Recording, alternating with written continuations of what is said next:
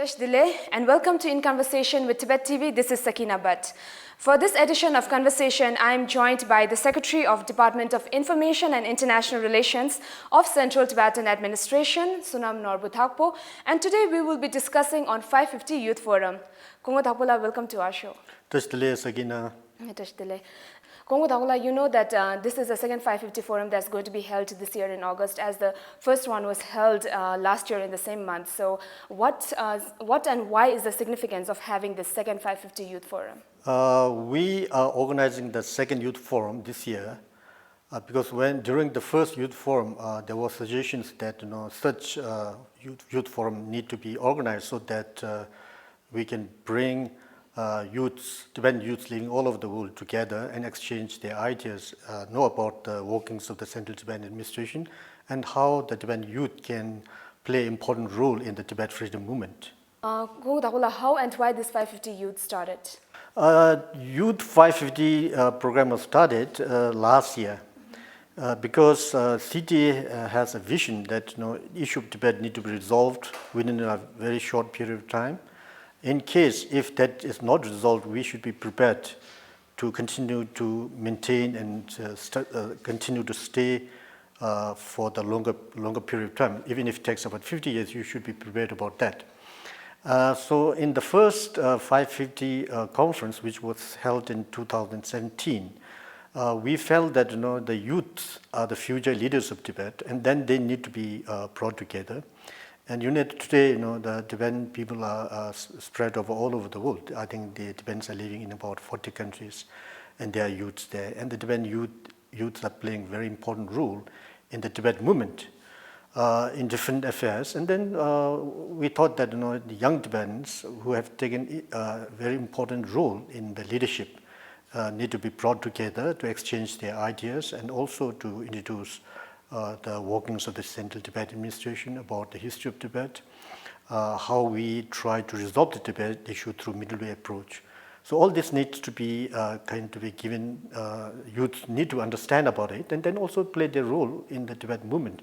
So that was the first idea. And the second idea is that when the first Tibet Youth Forum was organized, there were a lot of suggestions coming from the youth that such forums need to be organized more often so that Tibetan youth living in different parts of the world, taking the leadership role, should come together, know about the workings of the Central Tibetan Administration, know about Tibetan position with Central Tibetan Administration, know about the history of Tibet, and how the Tibetan youth can play an important role in the Tibet movement. And then at the same time, Central Tibetan Administration is the legal kind of legitimate and legal representative of the Tibetan people, and how CTA can play a role in the Tibet movement and then also encourage Tibetan youth. So these are some of the important things that came up in the first the youth conference, and then now because of that one, we are organized the second one. So how effective was last year's 550 Youth Forum, and how strong was the participation from the last year's participants? Last year's participation was very good.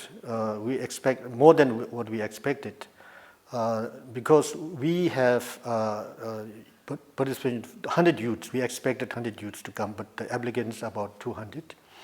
And then we have to select according to the criteria we set up last year.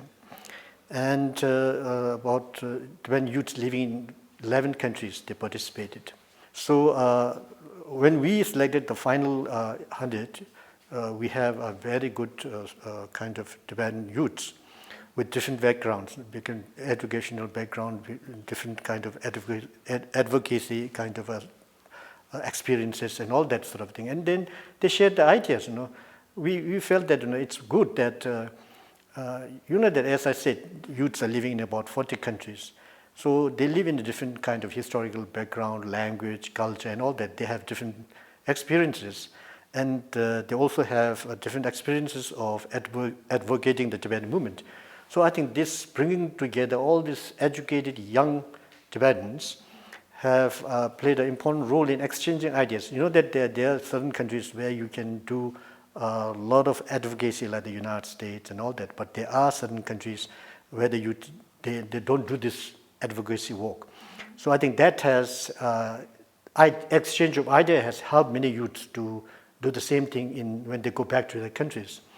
So how do you deal with the feedbacks and the recommendations that you have received from last year's participants of 550 Youth Forum? Yeah, the feedbacks and recommendations which we received from the participants, it's two. One is how CDA can implement some of these recommendations. Some of the recommendations we already do it. Some of the recommendations are by the participants, how the participants can do by themselves or by groups. So this, I think they will continue to do it. Another thing recommendation is that they want us to organize this such youth forum annually, and that we have done it.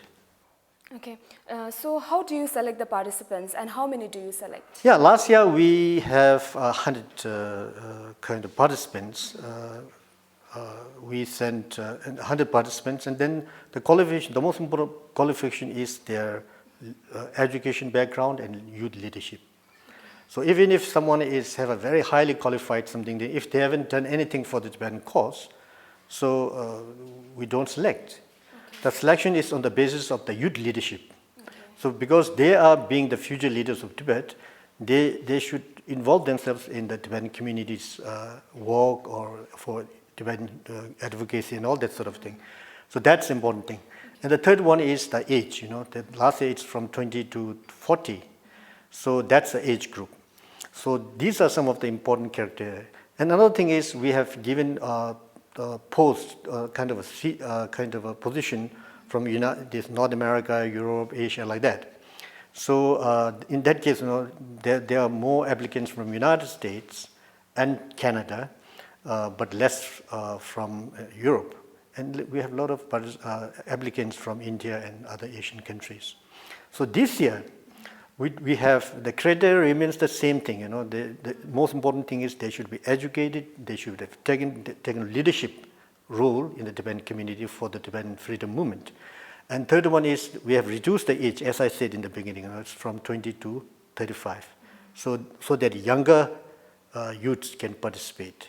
Mm-hmm. So, like we know that there are many 550 conferences based on 550, but this 550 Youth Forum is considered the most important because you have mentioned earlier that the youths are very important because they are the future of Tibet. So what expectations do you have from the participants of this coming 550 Youth Forum? This, I think, as like last year, all the participants are highly educated and they have taken part in the Tibetan movement.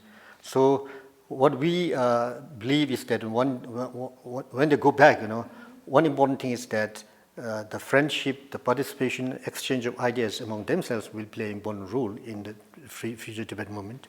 Another thing is now, as I said in the beginning, they understand. Some of them are coming for the first time to Dharamshala, which is the headquarters of the Central Tibetan Administration, His Holiness Dalai Lama. So they know about workings of the Central Tibetan Administration. And then we have Tibet Co, and those educated youth, they can come and work for the CTA. That's an important thing. So last year also they got the opportunity to meet His Holiness Dalai Lama and listen to His Holiness. I think that was one of the high points of the conference. So when they go back, they get recharged, encouraged, and they go back and highly motivated to continue the Tibetan struggle.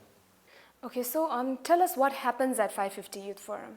550, we have the agendas, and that's discussed on different agendas. But at the same time, during free time, we organize talks on the Buddhist introduction of Buddhist philosophy. Last year, Geshe Ladola's talk on Buddhism was a highlight of that. Not only the participants listened to that, but outside, it was live streamed and many people listened to that. A lot of people appreciated it. Then we organized kind of group crochet dance, crochet dance, and then sings and songs. We invited Tiba to perform for us. And then also the participants participate in that. That means not only talking about politics and all that, but at the same time, a lot of entertainment and exchanges and all that sort of thing. So there are many who wants to know that if there is going to be a third 550 forum next year. So what answers do you have for that question? Definitely, I think this last year's participants are different from today's, And next year also, we are inviting. The first priority is giving to the people who have not attended this. So it's always a kind of a new young leaders coming in, you know. So you mean that the old participants can also All apply participants for- can participate, but then we give preference to the new ones.